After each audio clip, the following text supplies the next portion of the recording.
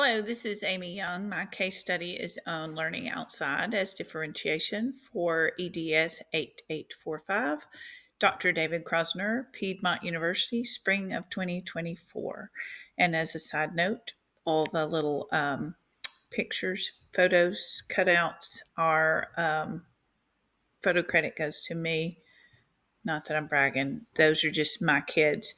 So I just wanted to know that I didn't use stock photos. These are genuine children that I teach. All right, we will be looking at teacher and school profiles, system variables, a SWOT analysis, goals, teacher exploration, application and synthesis, conclusions, and last of all, references.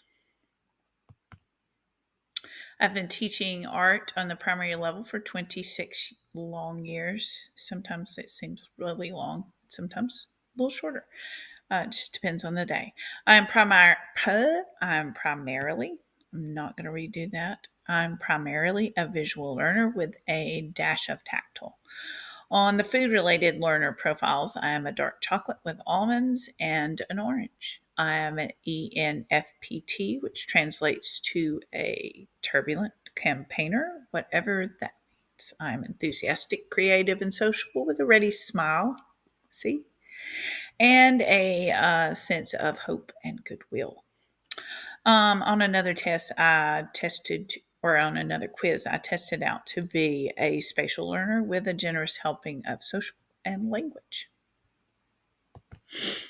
My school, Armature Primary School, serves pre-K through second grade students in the Armature School District in Floyd County, which is located in the northwest corner of Georgia. We are categorized as a rural school, though we do have a good chunk of students from more suburban environs. We have a smattering of diversity, as you can see under our student demographics. We are 52% male and 48% female. Now, that, of course, is our student body, not our faculty and staff. We are very heavily female, not heavy females, but just female heavy. As in, we only have three out of about 85 faculty and staff. We only have three males. Anyway, sorry, our student body has 63% receiving free and reduced lunch, so we are a Title I school. Our school is in the Floyd County school system, which is a charter school system in Northwest Georgia. Activity classes are on a 4-day rotation and are 45 minutes long, except for our pre-Kers who only come for 30 minutes. Thank goodness. I love them, but they're a lot.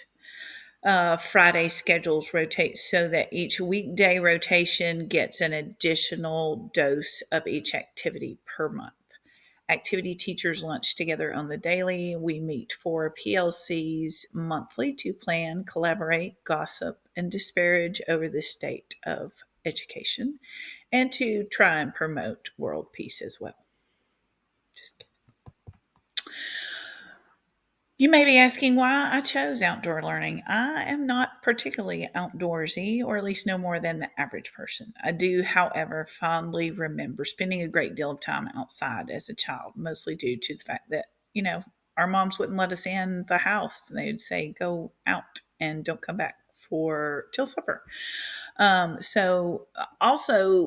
motivating factor was that my school family, we moved into a new to us school campus 2 years ago, and that campus is situated on 30 acres of land, 15 of which are heavily wooded and feature a nature trail that winds down a hill leading to an outdoor classroom, amphitheater, creek, three bridges, a couple of open fields, of course, playgrounds, and a pavilion that's closer in, more in the yard area.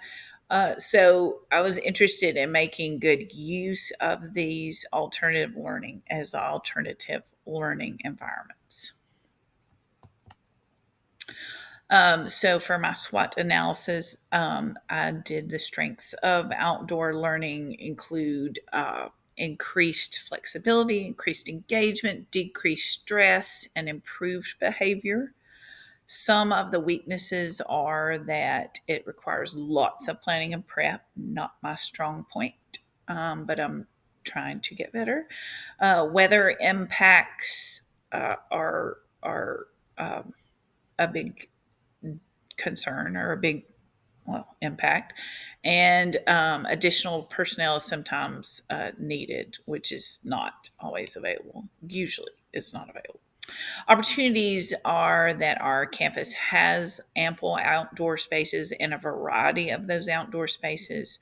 Again, threats to outdoor learning can be the weather, um, adverse student behaviors, and safety is a big concern when you're taking lots of young children outdoors. My goal this year has been to regularly incorporate outdoor learning into our art curriculum. As I said before, we have that rotating Friday schedule, and that's when I've been trying to take classes out is on those Fridays. And I swear to goodness, if it hasn't rained nearly every Friday since Christmas.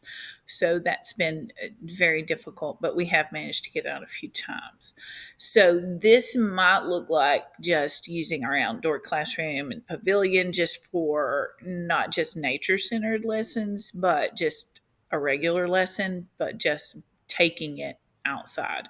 It could also look like gathering nature artifacts for art making, outdoor painting, nature walks for inspiration, or simply just getting out and stretching our legs a bit, getting a little more movement involved in our day. I like outside because it just helps me feel like I'm a part of the earth and I the breeze just comes with me and how it flows.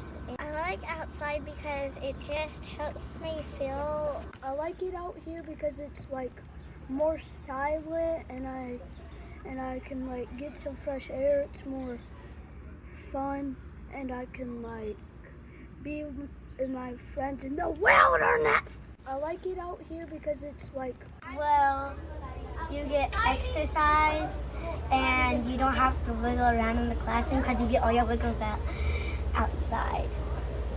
Anything else?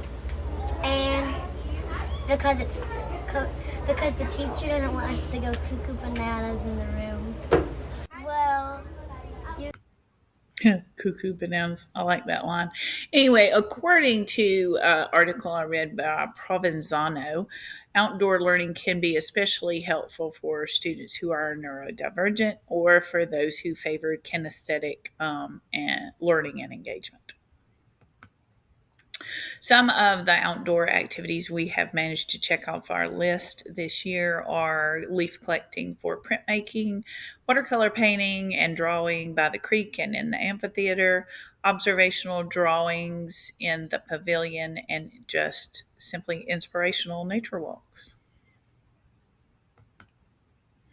Now, what would I do differently? I would plan better. I would plan more outings if possible. Trying to communicate better with students, well, but with parents and teachers about children dressing appropriately, warmly enough, or closed-toed shoes, that kind of thing, and things that they're can get dirty in. That I don't want them wearing their biggest, best frou-frou smocked outfits from the boutique down there, because then I have to hear it from the parents. I don't want them communicating back with me on that level. But yeah, so planning so that they can dress appropriately. Also, going forward, I would like to seek additional funding for improvements to the trail, as well as partnerships with community clubs, agencies, and even families to clean up and conscientiously maintain the trail and the other campus outdoor spaces. I'm particularly interested in how to take care of the trail in a way that is gonna lessen our impact on the environment there, but still provide us those spaces to kind of have a little more freedom. So here are my references and more pictures. These are mostly on the trail.